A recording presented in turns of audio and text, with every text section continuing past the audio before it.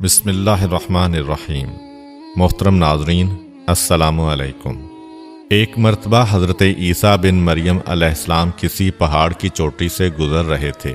اس وقت ابلیس ان کے پاس آیا اور اس نے ان سے کہا، روح اللہ، یہ بتاؤ کیا تمہارا خدا اس بات پر قادر ہے کہ اگر تم اس چوٹی سے نیچے گرو تو وہ تمہیں بچا سکتا ہے؟ حضرت عیسیٰ علیہ السلام نے کہا، جی ہاں، میرے رب کو یہ قدرت حاصل ہے۔ ابلیس نے کہا، یہ بات حق ہے اور آپ اپنے اس دعویٰ میں سچے ہیں تو آپ اپنے آپ کو اس پہاڑ کی چوٹی سے گرا دیں، میں دیکھتا ہوں کہ آپ کا رب آپ کو مرنے سے کیسے بچاتا ہے۔ حضرت عیسیٰ علیہ السلام نے محسوس کیا کہ شیطان لعین انہیں ناجائز وسوسہ میں مبتلا کرنا چاہتا ہے۔ انہوں نے اس سے کہا، لعین، کیا تو چاہتا ہے کہ میں اپنے رب کی آزمائش کروں؟ یہ علیحدہ بات ہے کہ مجھے اس بات کا یقین ہے کہ میرا خدا میری حفاظت کرے گا۔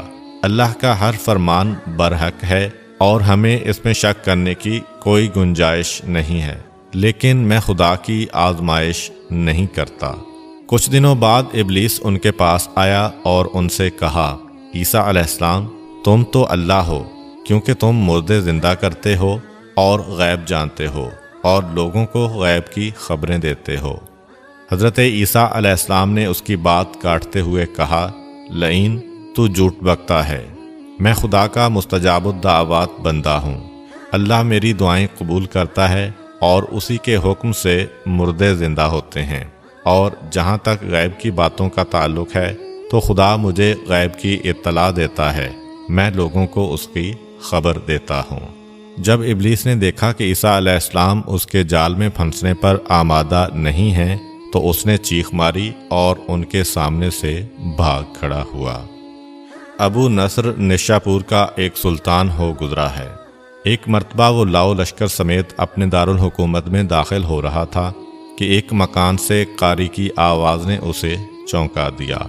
ابو نصر قرآن سننے کے لیے رک گیا۔